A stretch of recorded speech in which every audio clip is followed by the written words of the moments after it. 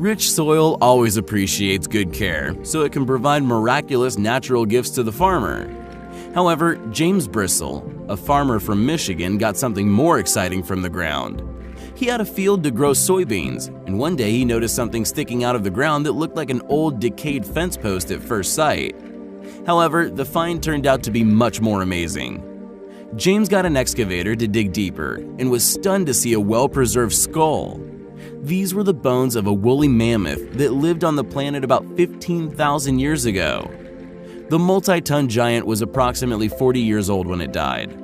Archaeologists found most of the animal's skeleton, including the almost intact skull with tusks, though they did not find its limbs. Apparently, some hunters separated and took the limbs and put the mammoth's body in storage.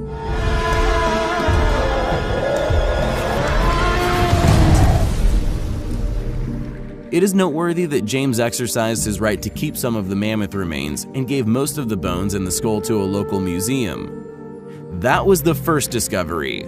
Let's see what's next.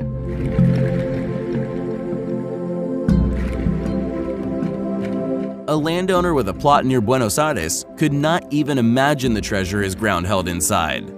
While walking around his farm, Jose Nieves discovered a part of an unidentified object in the ground, but it resembled of a dinosaur eggshell. Actually, the reality was much more fascinating. The farmer did not leave it as it was, but decided to dig the relic out. The find turned out to be much bigger than an assumed egg, as it was over 3 feet long.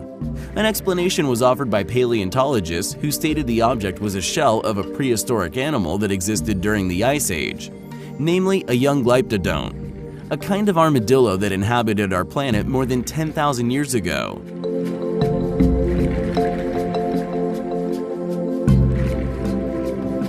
The discovery was unique, as the osseous structure was well preserved considering the time since the animal died. This find shows how amazing and mysterious nature is, as it stores numerous valuable puzzles of our past. A famous discovery was made by mere chance. In March 1974, a peasant from Jean went to the mountains to dig a well. To his surprise, he found many ceramic fragments sticking out of the ground instead of water when digging. This became one of the most significant archaeological finds of all time. The terracotta army of Qin Shi Huang, the emperor who united isolated Chinese states into a single empire in the 3rd century BC. The notable historic relic dates back to 210 to 209 BC. Each of 8,000 warriors is a full-size statue made of clay that weighs about 135 kilograms. The weight of each horse is 335 kilograms. The baked material was covered with a special organic substance and painted. The innumerable army buried 1.5 kilometers from the emperor's tomb instead of real warriors is believed to be an ancient way for a leader to affirm his total authority and to gratify his ego in this world and beyond. More than 700,000 people worked for 38 years to build the Qin Shi Huang's mausoleum and create his terracotta army. In the mid-1930s, an extraordinary discovery was made not far from Baghdad. Some pottery jars that looked quite simple at first sight. The Mesopotamian artifacts, which did not draw much attention at first, were later identified as the oldest galvanic cells. In other words, the most ancient electric battery in the world. The battery itself is a 13-centimeter container filled with acid or alkali with a copper cylinder and an iron core inside, a galvanic element that is quite customary for us today. The design of the container is very similar to that of the chemical device intended to generate electric current created in the early 19th century by Alessandro Volta, the pioneer of electricity. Does it mean that ancient people knew about electricity 2,500 years ago? The question remains undetermined.